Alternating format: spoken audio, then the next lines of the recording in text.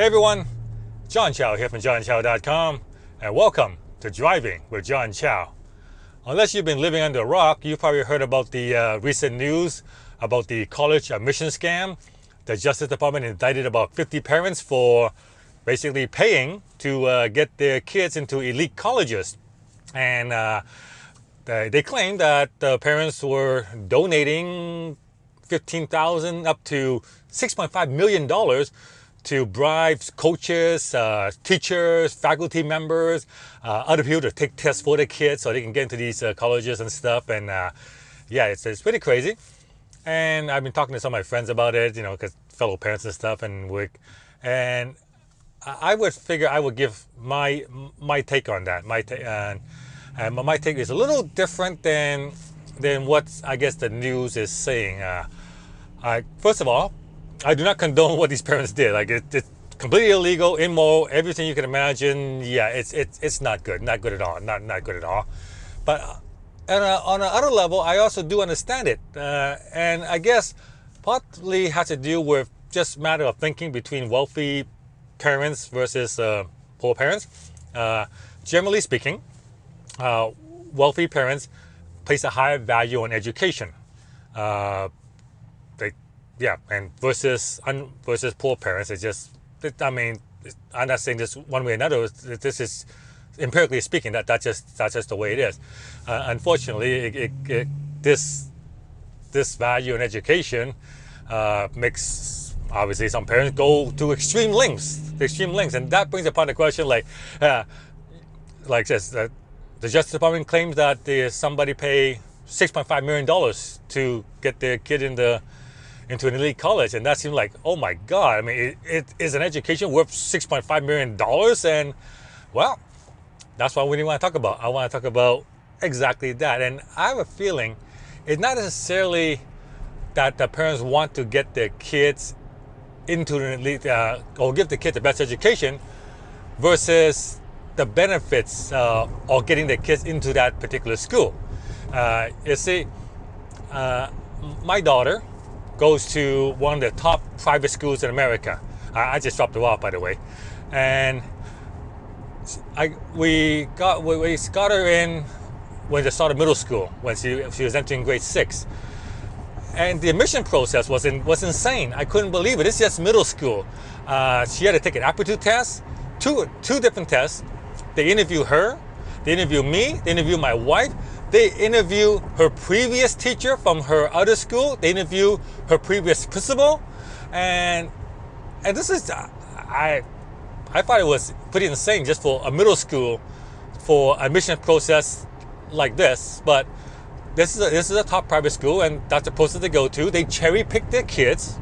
That's what they do. That's what private schools allow to do. That they're allowed to cherry pick their kids. They only want students that are, well, they want to maintain that really, really high grade point average, and they want to maintain that 100% continuation onto college, obviously, statistics, so they cherry pick their kids, right? And the tuition is $30,000 a year. $30,000 a year, and this is just for grade 6, all right? So, and as you get to the high school, it goes to like 40 grand, and with inflation, I imagine that by the time I get Sally out of high school, it's going to cost me over $250,000 just in tuition alone, right? But I do this not because I want to provide her with a great education, and I do place a great value in education, but a side benefit of that, is I get to put Sally into an area where she can associate with other kids that comes from the same type of background, and it allows me to also associate with the parents of those kids too. See, so yes, $30,000 a year in tuition is expensive, but the potential business contacts I can make is worth more than $30,000. See, and that is the key right there, the power of association, right? So, one of the people that we know were prosecuted by the Department of Justice is Lori Lonergan from Fuller House and When Cars Are Hard. You know, she and her husband got accused of paying $500,000 to put their daughter onto have listed as an athletic swim team recruiter to get them to USC, right? And here's the thing is, like, you know, her daughter actually didn't even want to go to university, right? But the parent pressure her, you know, you need to go to university, you need to go. But it's obviously not, because you can't use the argument and say you need to go to get a good job so you can like become a doctor, lawyer, or whatever. I mean, her daughter's already a YouTube star and an Instagram influencer. She has endorsement from company. She's already making more than most doctors and lawyers. So it's not because I need to get a good job. I mean, one of the reasons, they're not going to say it, but one of the reasons they want her to go was probably because Lori and her husband can associate with the parents who send their kids to USC.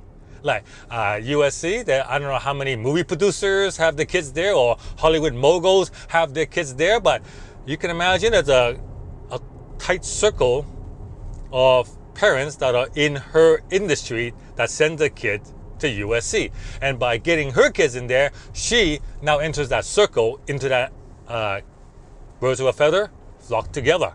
All right. So that's my take on it. I mean, of course, it all blew up in her face and everything. Now she got written off for her house, and when it calls her house, got to read too. And now her daughter's pissed off because she lost all her endorsements. Yeah. So, but I guess that really illustrates the power of association. Because birds of a feather really do flock together, and this need to associate with certain groups is so powerful that sometimes it makes people do illegal things. It makes you do illegal things. And of course, I don't recommend it. I mean, you want to associate with successful people, but don't break the law to do it, okay? I guess that's a takeaway, all right? Associate with people that where you want to be, but do it legally. Okay. John Chow from JohnChow.com. Thank you very much for listening. Please give me a thumbs up if you like that. Like and share my video, subscribe to my channel, and I'll see you guys on the next episode.